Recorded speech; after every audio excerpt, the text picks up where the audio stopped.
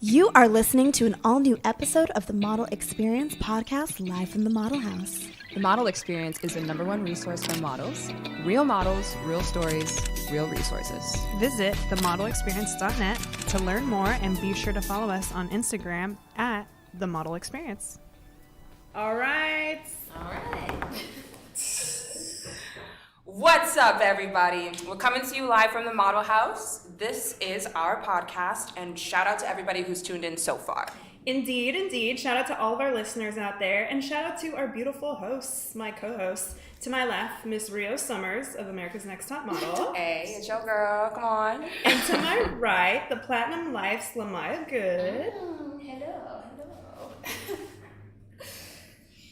And, by the way, Lamaya is filling in for our girl Deandra Barnwell, who is in New York prepping for the ultimate Fashion Week. Yes, and speaking of Fashion Week, we are getting ready for our Fashion Week event here in LA at the Convention Center. So this is the last call for models and designers, right? Yes, that is right. So if you want to participate in our Fashion Week event, visit themodelexperience.net. And if you're a designer, you want to scroll down to themodelexperience.net and click the designer application.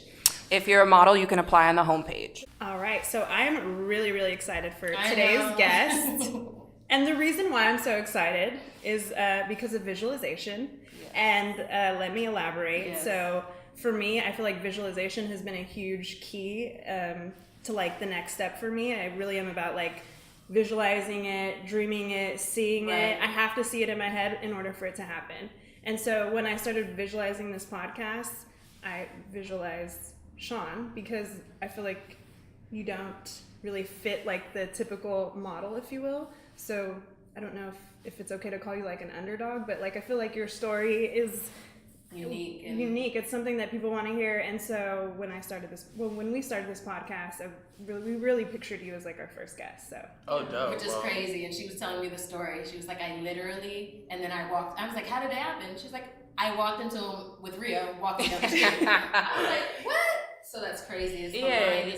She's not lying. She definitely like wanted you on this show, and not so much as an underdog, because you're not at all. That's clear, and we'll get into that. But I feel like you started in a place where people might have looked at you in the beginning and been like, absolutely. You know? Yeah. So this is literally, it's real models, real stories, real resources. Right. That's what we started this about. And so in my whole world, everybody knows is TV and film and that side, but the dope thing about you, I actually knew your music. Yes. I'm a music head. I used to be an artist as well. So what drew me to me was I heard your song. My husband, you've worked with him before, Eric Bellinger. Oh, Eric. He's like, yeah, exactly. So it was interesting. I heard your music. I was like, he's so dope. But I didn't know you had so many credits. I was like, I've seen your face everywhere, but I didn't know. I was like, dang, when I looked at the credits, it's like the list goes on and on. Yeah. So you can run it down. Run it down. Ready? No. I'm about to bust it down. Do we have enough time?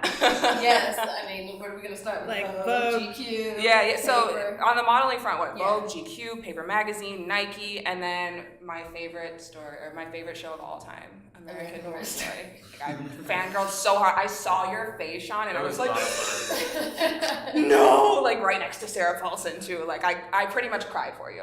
It's weird. I've known Sarah actually before I even did the show actually.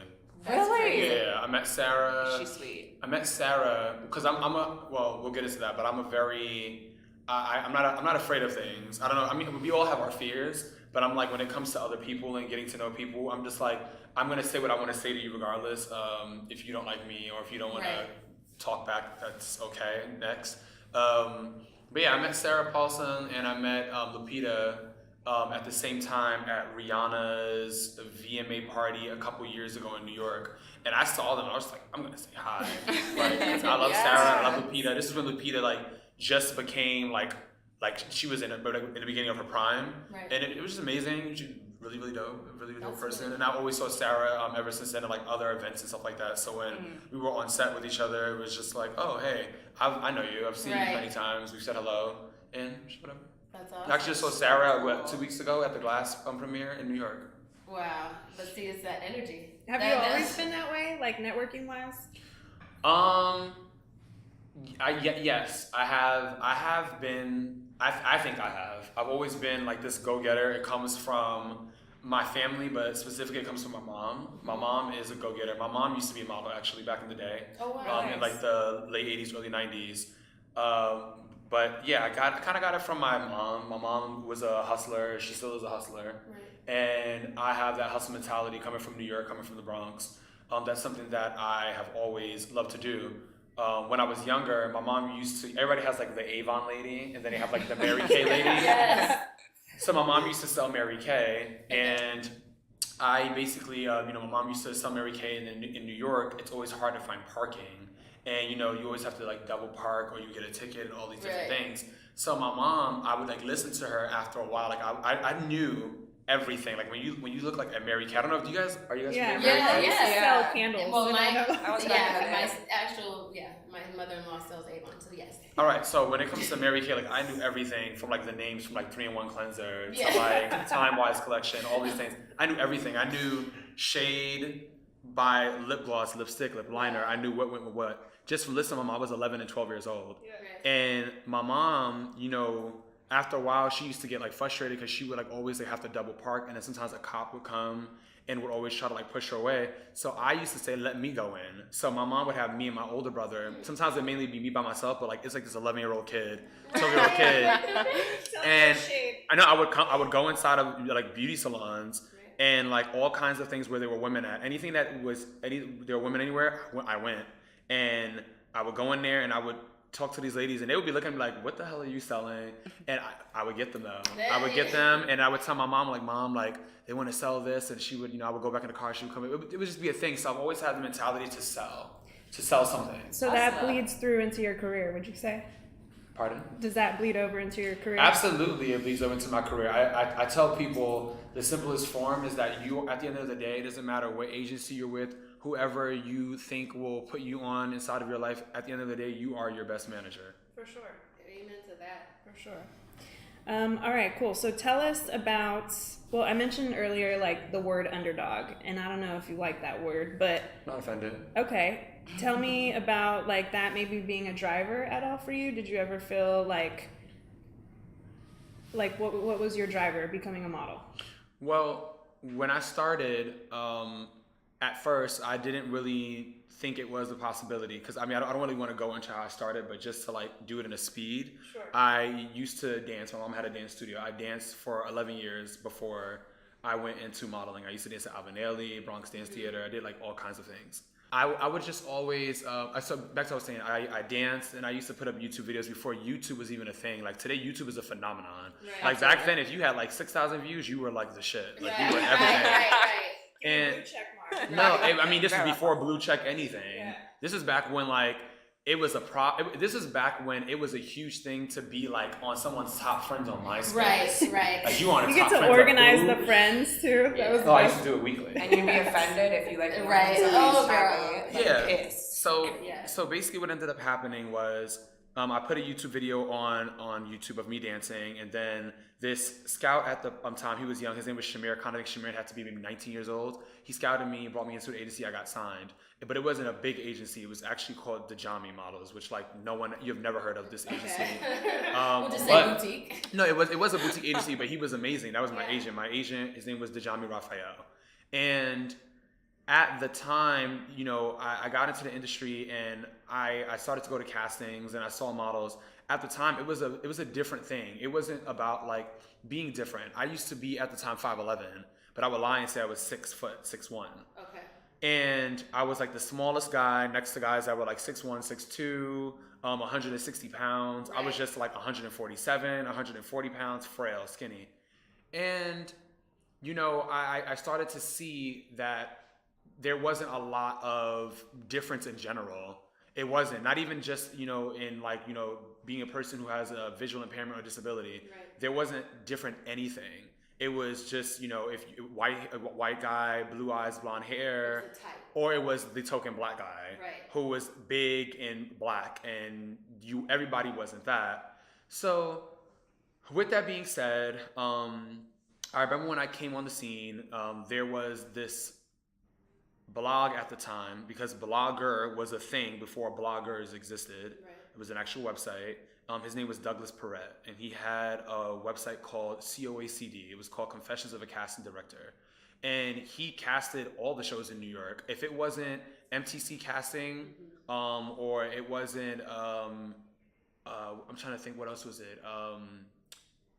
Jennifer Vendetti, JV8 Inc. These were like the top casting agencies in New York City during Fashion Week, during any campaign season, anything like that. He put me on his page, and it went viral. And the name of the story was Venus as a Boy, which is really, really dope because I am a Taurus and I am ruled by Venus. But on top of that, the song Venus as a Boy is by Bjork, and I love Bjork. So it was kind of like full circle. A lot of full circle moments happen in my life all the time. Nice. And with that being said, as modeling, went on, I just started to see there wasn't anyone that looked different, period. So I started to push the message forward, and of course I got knocked down all the time. Always got knocked down. Like, I used to, my parents ended up divorcing, and I ended up moving upstate 2 hours away from the city. And my mom, at the time I started modeling, my mom couldn't drive me down. My mom used to drive me down to the city all the time. After a while, she couldn't because she had her business upstate. Okay. And what I would do is my mom would give me money. She would give me, I put this on my Instagram literally like 4 days ago about just like struggling and hustling to get where you need to get. My mom used to give me my mom used to give me $70 every other day for 2 years to get on the short line bus. I used to get on the short line bus that would take me into the Port Authority on Times Square. I would have $1.75, or I think it was whatever it was, just enough to get on the train to go to the casting, to come back on the train, to come back and get $1 pizza. Sometimes I would also sacrifice that extra and walk from, it could be Soho, I would walk to Times Square. Wow. Just to get to Port Authority. Oh, that would be all the time. I would be like 16, 17 all the time. Wow. And just to like shorten this so you guys can talk. So that basically ended up happening. And then after a while, my mom couldn't afford it. And she was like a shopaholic. She used to go to like TJ Maxx and Marshalls, but she would always keep the receipt. No, all of our moms did. Come on. That's me today. It don't matter how much money. I will go to Ross and get a candle real quick. I will go to Ross and get towels real quick. But with that being said, my mom would always shed a tin and she would keep receipts. And I would tell my mom, hey, I got this casting, not castings, because I wasn't eligible to get castings. Right. I would have one. Right. And I would have one just to be told, oh, nice to see you, or we're not looking for you, or oh, I don't know how you got that casting, we never sent it. Mm-hmm. And I after all, my mom was like, I can't afford it, so my mom basically would go into her closet. She had like the tag puncher that could punch the tag back into the dress. No, and she would go, she knew where what receipt was what for what store, and she would go, and we would go to return it, and I would get the cash back, and I would go back on the bus, and then we found an even cheaper route. We would go to the NJT, the New Jersey Transit, and that was cheaper. That was $20-something, so that helped, and I would go all the time. But with that being said, to close that chapter, it was a struggle, obviously, and it was something that my mom even believed in, like, this is going to happen, you're going to keep on doing it. And then in 2009... What was the breakthrough? The breakthrough for me mentally was in 2009. Wait, really quick, sorry. Would you say that breakthroughs start with yourself, right? Like a mental change? Yeah, this is that breakthrough with me. This is that breakthrough started with me, and where it really clicked in that. It wasn't a breakthrough like, oh my God, I'm making waves in the world. Like, no, it was like I'm making waves in my mind that I need to do something in the world. And it was in 2009, I booked this show, Patrick Arvell, who you guys probably don't know today, but who is still a huge designer, and was a huge designer back then, along with one of the first designers that I ever did a presentation for, which was Tim Hamilton, who, again, was massive back then. Yeah. And basically, at the time, I was approached by the New York Times, Guy Trebay. He basically wanted to do a piece on me, and he kept asking me, when's your next show? When's your next show? We were waiting for a show because I wasn't booking anything. And I ended up getting this show, and he basically, the article came inside of the New York Times that week, and the title was, Will His Singularity Lead to Pluralism? Wow. Mm-hmm. We have a lot of people, and at the ending of the article, we're not going to read the whole article. It said, something about being a trailblazer. I don't know if one of you guys could look up on your phone real quick. If you just type it in, I don't really know. Tell me that. Are you looking at my notes? Trailblazer, Muse. I don't have a paper in front of me. I'm just kidding. Like side-eye over here. No, so basically that was something that ended up happening. We have an answer today where you have beautiful models today like Winnie Harlow, Jillian Mercado, Ralph Souffrant, Melanie Gaidos. The list goes on. Right. You know, these people are paving ways, and then you have Melanin Goddess, and the list goes on. But that was my moment where I felt like, okay, like this is something that's ticking. But yeah. Well, so let's talk about the fact that, you know, Winnie Harlow wasn't around 10 years ago. A lot of these people that you're talking about and naming right now, I've met Jillian personally. I know she wasn't really on the cover of anything 10 years ago. She wasn't really popping like that. I feel like you paved the way and kind of changed the status of beauty in society. Do you agree, or do you feel like you've contributed to that at all? I know you kind of like think of yourself really modestly, which I love. Love you too. I just put the middle finger up there. I did this. With the camera caught, you see? We kept the camera. Yeah, I saw what I did. He's on camera. But do you feel like you've contributed to that at all? I will start to take the steps necessary into my path, continuing life, to say that I did change it. Yeah. I didn't contribute. I changed it. Absolutely.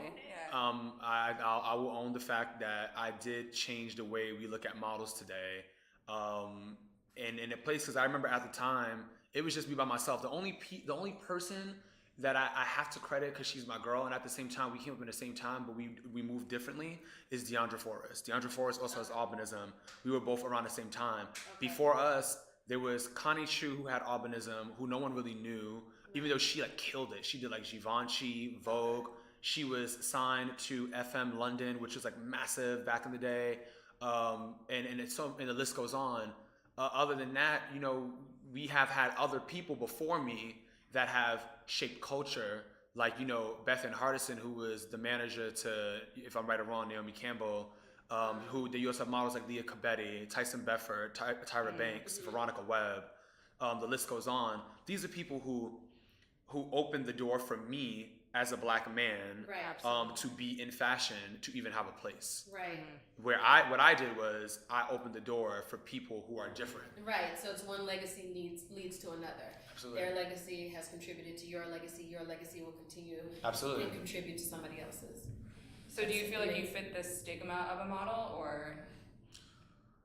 I definitely don't fit the stigma of a model. I've never actually had model friends until maybe, let me see, I've been modeling for almost 11 years. So I haven't had model friends since, girl, like, I don't know. I mean, I just never ever really, like, you have to understand that I wasn't welcome. Right. Yeah. I wasn't really welcome. So with that being said, I would just find friends with other people. I'll be fine, which is why I have the network I have today. Right. Okay, you models, y'all don't want to be friends with me? That's fine.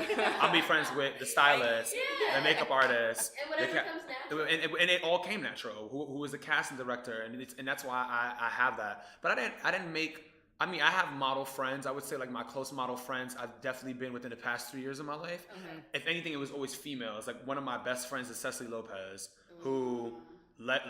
To me, she, you know, we're like, that's one of my best friends. She's like a legend. Like she did what she did. She's married. She has 2 kids. And it's great. I mean, Jordan Dunn, Chanel Iman, the list goes on. But today I have like my own friends who are like in their ventures and they're coming up. Like one of my good close friends who's a model, his name is Fabe Robinson. Okay. Or there's Matthew Miller. These are like friends, like, you know, we're gay and we're young and like we live and we do our shit. And that's also another thing, like being a gay man and being a model was something that was shunned upon.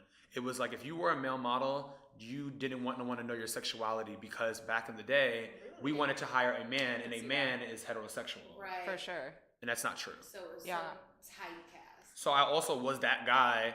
Not only did I have albinism and I was different, I was also openly gay. I didn't care. Like I used to go to castings. I love Rick Owens. Like you see my friend Chase right now. Who are these heels you got on, bitch? Wait, who are these heels you have on? Can we put the camera on his heels any possible way? I need to show that heel. But you know, come on.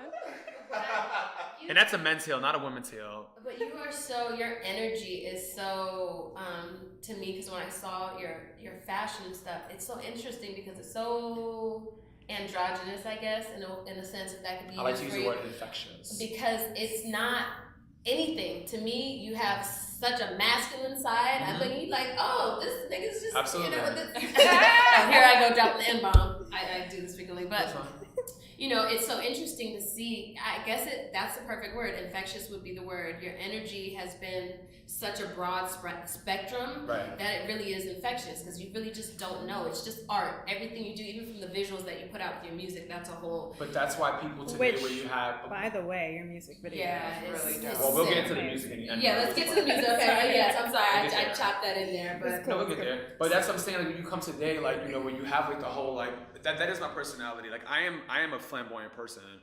I am feminine. I am also masculine. Yeah. You know what? I have seen you Vogue.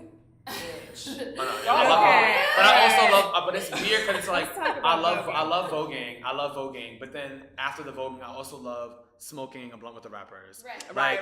But I also like literally like this past weekend, like me and the person that I'm dating, like we were just like inside of like we went to the Super Bowl. And then after that, we just, you know, hung out with like some like football players from the Jets and like went to like Magic City, and it was like amazing. But it was amazing, and I loved them also too. I loved them. The Jets teammates, they were just so dope because they were inviting, and I love that because it shows at the end of the day that we are men. At the end of the day, I don't cross my boundaries, you don't cross yours. Right. But at the end of the day, we can both have fun together. Right. And even then, I'm the best person to go to a strip club with because I also don't love the way men treat strippers. Right. So I'm the kind of person like when girls are dancing, I'm like on the floor helping them scoop their money up. Like, girl, we need to get this money, girl. So like, mean. No, so mean. I'm like, girl. Seriously, I'll take the money in half. Like, here's a snack, put it in your bag, girl. Like, bitch, you can hustle that guy over there. Literally, I don't like it, but I just think it's a job. And at the end of the day, you don't frown upon what a job is at the end of the day. Yeah. So yeah. Okay, let's continue. Okay, so transitioning into change of pace, on camera tips. Any on camera tips you can give our listeners? On camera tips, what would I give? Definitely know your lighting. Obviously, I'm pretty sure everybody has said this coming on the show, but definitely knowing your lighting more than Instagram lighting. Definitely knowing your angles, and definitely knowing, like, you know, like this is my thing, and this also goes for the model and the photographer. There should be no reason why we are 30 minutes on the same look. Right. As a model or photographer, there should be no reason why you are shooting 500 photos of the same look. So how do you? Oh, I say something. I let a photographer know. I'm not even being a diva. I let a photographer know going in. We're not taking all day. Okay. Do you take in their input? Do you mind if a photographer wants to give input? Absolutely. Or is it like I just know my? Okay. I love that. Okay. I love that, and it makes the job easier. But at the same time, we have to work together. Right. You know what I'm saying? You can't just be a photographer who wants to be like a bootleg Steven Meisel and just be like fashion. Like you can't do that. Let's get the shot. I got places to go. You have places to go. Right. So it's working together. Absolutely. Channeling the energy and the input. And, okay. Mm-hmm. I would say a look shouldn't take any more than 15 minutes. Hello. That's just the way that I've ran it. You're only going to use maybe 2 images from it. So I agree with you on that. But go ahead. Yeah. And that's a big thing too, branding yourself on social media. I remember one of the biggest things that somebody told me, and let me know if you agree. They were like, Rio, you're posting way too many photos from the same shoot. Like, stop it. Yeah, like I would post like 3, 4, 5 in a row maybe. I agree with that. I hate that. Yeah. I mean, to me, social media, which we can get into that. Let's get it. Social media is great because it allows you to build a platform. It allows us to do what we're doing right now. Right. Because you know, when this is done, we're going to be, you know, pushing this on social media to go and listen to this podcast. But the part of social media that I do not like is that it gives people the incentive to not work.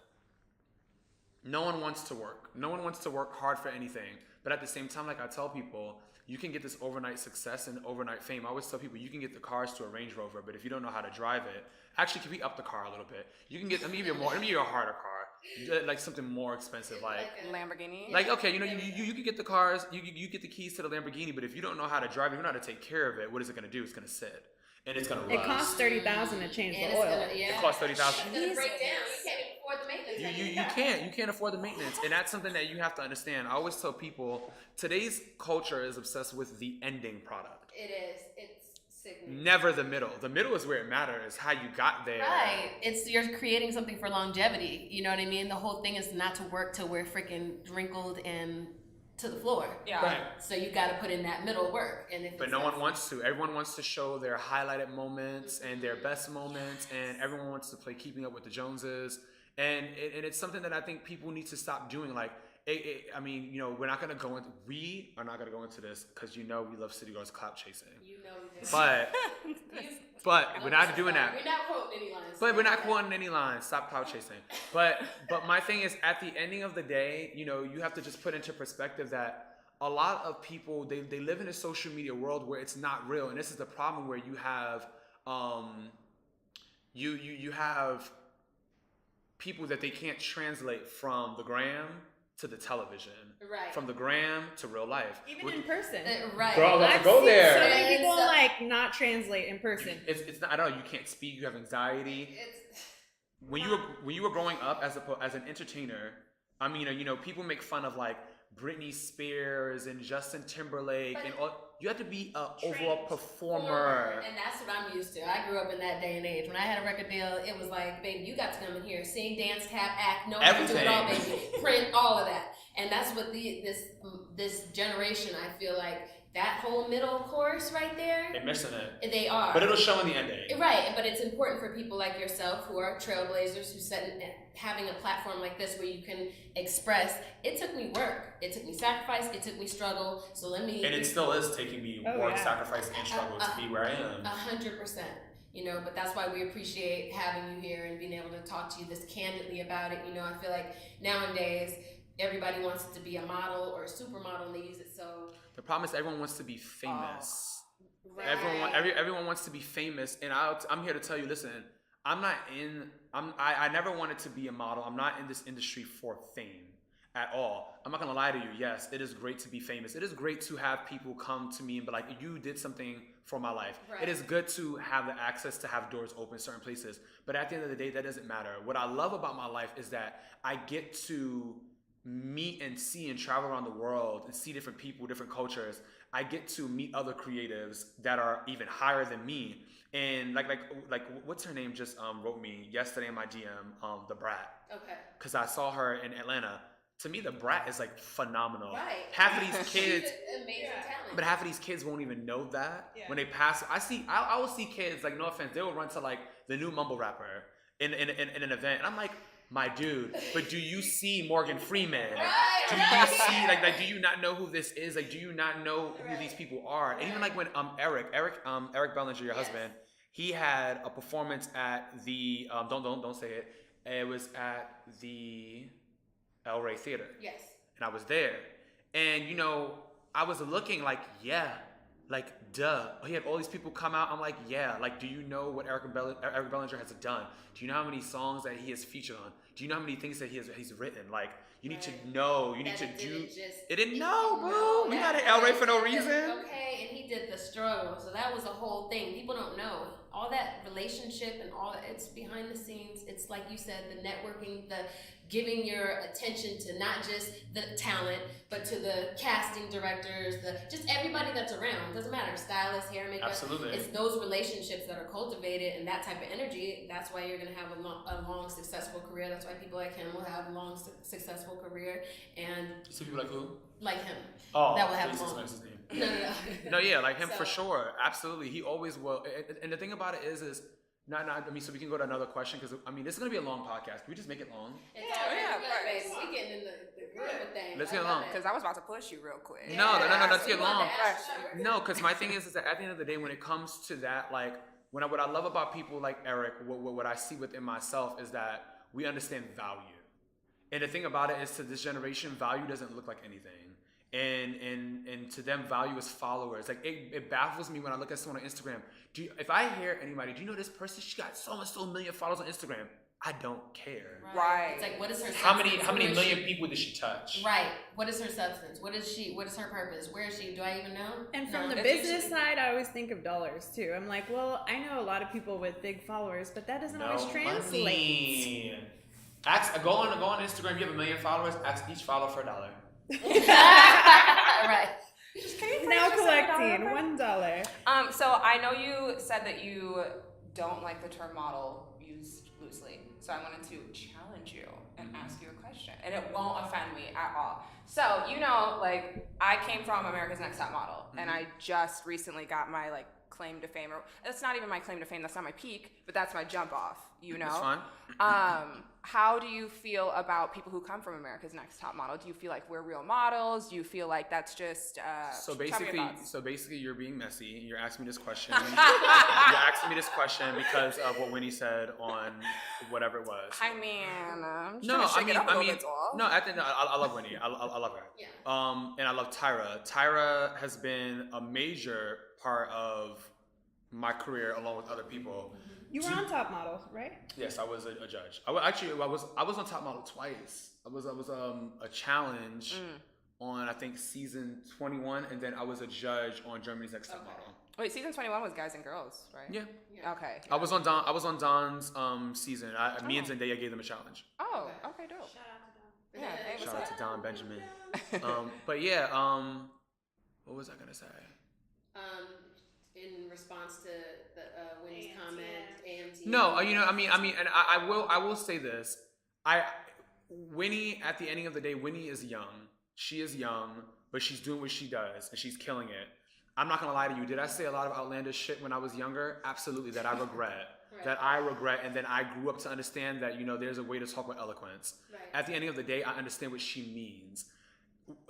When it comes to back in the day when you were a model and you were in New York, I'm not gonna lie to you. Did agents and casting directors used to talk shit on girls that were on ANTM? Yes, because it was associated with reality TV. Right. Yeah. Now, at the end of the day, do I still think that the models on ANTM are real models? I think that at the end of the day, Tyra, first of all, should be given the kudos to even have given a platform regardless. When it comes to ANTM, I have seen in the past that a lot of casting directors, agents don't want to either sign a girl who's been with ANTM because it is related to reality TV. At the end of the day, I do think that what people need to stop doing is knocking down the platform that Tyra created for people who can't get into an agency that just want to believe. And I think that that's a part of life that is missing, that people forget. People need to see it to believe it. Back then, you needed to believe it to see it, and I don't like that. So I love that. It's I want to do that, because even before I was even who I was, I used to watch ANTM faithfully. I mean, we all know when Joanna did that photo with the helmet. Was it Joanna? I think so. Yeah. It was just dope. At the end of the day, I do believe that people who model or who come from ANTM are real models, because at the end of the day, you're a model. You're as much of a model as you say you are. If you work hard, it is what it is. And Tyra is a supermodel, and she did make a platform. And then to wrap that all up, in the world of Instagram today, no one in my eyes is a real model. So, wow. So, do you have a definition of a supermodel? I think that there are models. Now, do I think that? What I will say, I think that supermodel and top model are terms that they're used loosely. They're used very loosely. So what is your definition? What do you mean on Instagram? Of a supermodel or a top model? To me, a top model is someone who is of the moment, who is making waves, who has a big name for themselves. To me, a top model is like a Gigi. I was just gonna say. Like a Bella, a Kendall. And then you go into men. One of my favorite male models today, Alton Mason. Yes! Alton reminds me of myself. Yes! That's why I love Alton. Alton reminds me of myself. Those are top models. Supermodels to me are when you shape culture. Okay.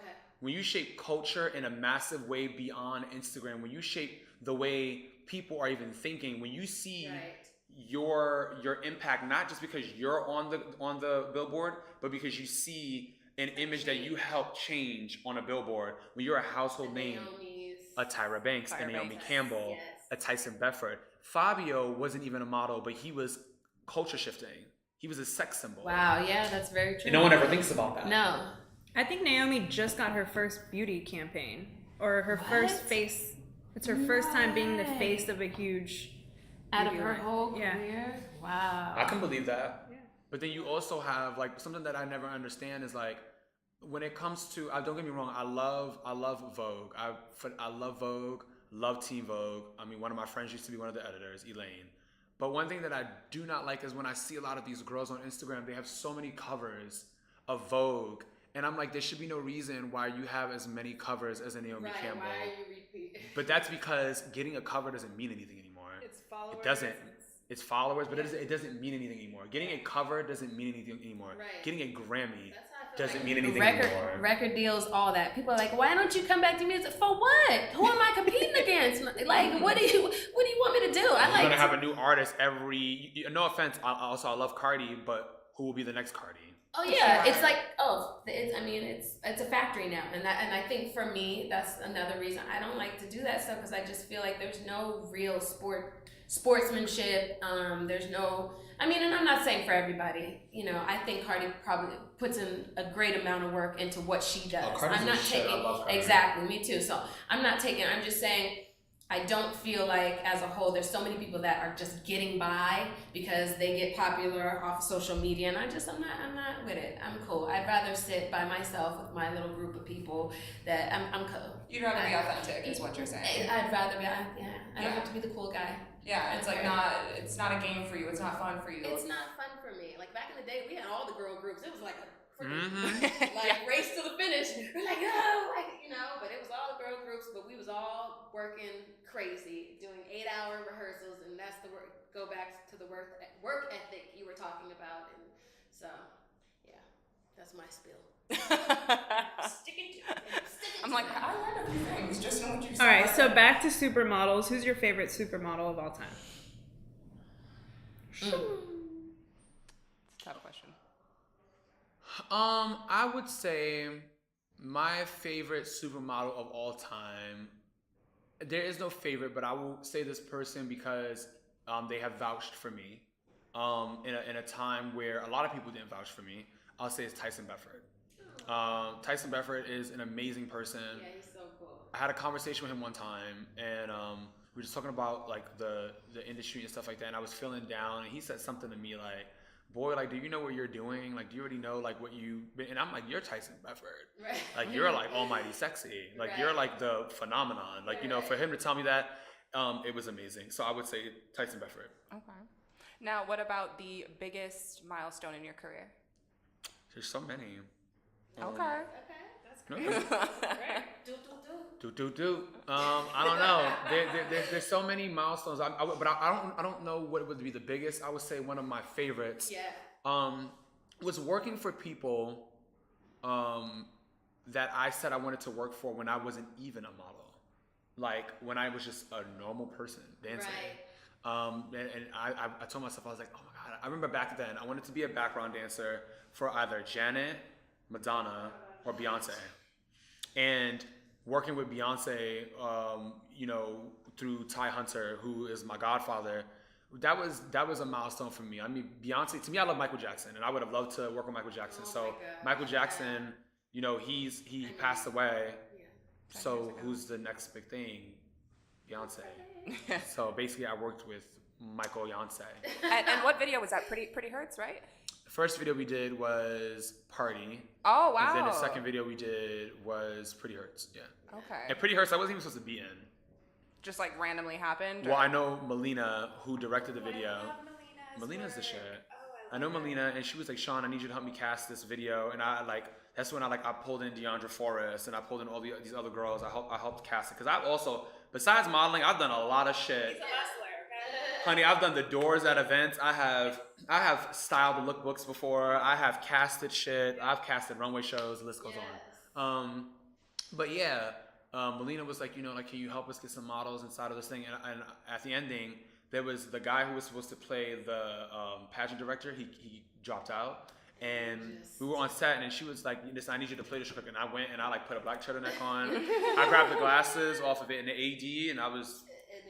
And I remember because it was funny because at this time, obviously, I've met B plenty of times, and I remember they were like, "Oh, we want you to yell at her," and I remember I was yelling at her, and I was like, "Oh, you turn around," and yelling. I was like, and she was like, "You know, you have to yell at me harder. You know, like touch me," and I was like, What?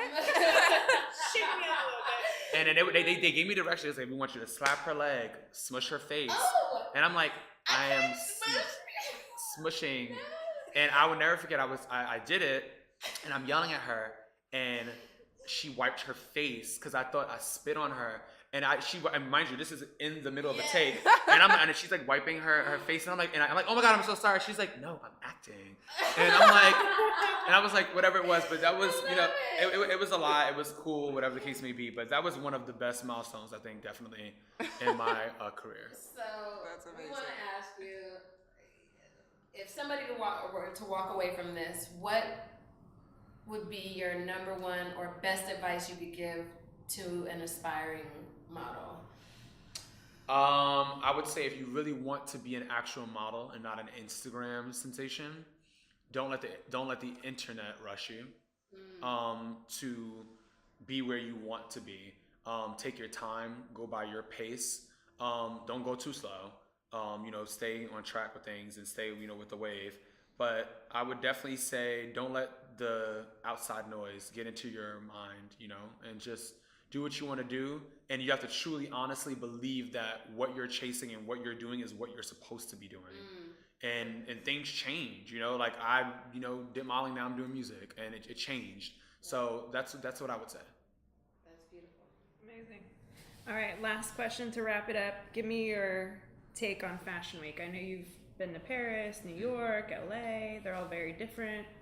Which is your favorite? For me, that's a hard question to ask. Fashion Week, in my opinion, it fluctuates, just like any city, you know, like even with music, like New York had it one moment, ATL had it one moment, Right. LA had it too long, and I don't know who has it next. Sure.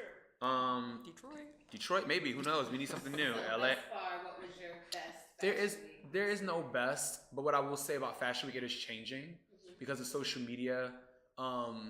Fashion Week was a thing before. Today, it's like I feel like anybody's just sitting front row and anybody's just going to anything, and it really sucks because it's just about like people like, oh, you know this rapper, da da da da da, so on and so forth, but yeah, his friend's friend, yeah, but they're like associated. I'm like, that's not how fashion, you know. But then that's what also comes with fashion designers today. Everyone wants to be hip, which is why you have massive houses that are like always hiring rappers to do their after parties to make them seem like they're a part of the in crowd. Right. But Fashion Week, you know, when it was cool, it was dope. I remember when Amber Rose and Kanye used to come through, and that was like phenomenal. Like I was like, oh my God, Miss J walking through the door, Tyra walking through the door, Anna Wintour, you know, walking through the door with Angelina Jolie. What's she like? Oh, Anna's dope. Anna's really, really dope. I really, really love her. My favorite person that I've ever worked with from the whole Vogue family is Angelina Jolie. Andre is phenomenal. He has the best spirit. Well, thank you for coming out today. Yeah, this was like. I'm like totally enveloped in everything you're saying. Well, thank you. No, this is very insightful and just very, I think you are very true to form. I mean, this is my first time meeting you, and everything that you've embodied that I've just seen. Right. You truly embody all that. So Thank you. It's I dope. appreciate that. You're dope. Every Shout time out to Shaun. Yes. Shaun's amazing. This is what, my third time being around you, I think. I've been around you several times. I don't know. You may not have realized back in the day. Have you been to my house before? I have. Yeah, you've been to my house. Literally, I've been in Shaun's apartment, and like every time I've met you, you've just been like super cool. You're not. I always up have your own parties, ass. and sometimes like you know, in my parties, it'd be like 300 people in my apartment. Yeah. My birthday, literally, I had to like lie and tell people to get out, but yeah, you guys will come. I never got kicked out, so that's good. But you saw some people probably did. Yeah, I think so. Some people got a little wild. They had to go. So if you're in town and not in Tokyo, we'll invite you out to our Fashion Week event, maybe. Yes, if Makes I'm sense. not Tokyo.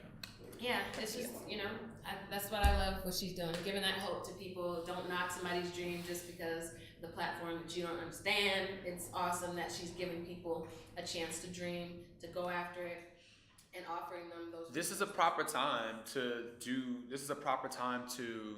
I mean, he's still rolling, but whatever. It's a proper time to do this. Honestly, I think that like even a person that I'm dating, you know, today he literally told me, he's like, oh, I'm deleting my Instagram. And I'm like, why? He's like, it's just too much. And to me, Instagram is not too much for me because it's a part of my job and I don't look at it that way, but I can only imagine that it could be a lot. And I think that that's something that is super, super important. And I think what you guys are doing is amazing because there's a lot of fake. There's a lot of fake, there's a lot of false, there's a lot of all of that. Where's the real? And we need the real. So we keep it real. Appreciate the you real. supporting it, and we believe that you're going to be a trailblazer again, that everybody going to want to be on the TME podcast. I believe so. It'll be dope. It's awesome. Yeah, thank you so much. Thank you. We really appreciate it. Thank you for listening to the Model Experience Podcast, live from the Model House. And that's a wrap.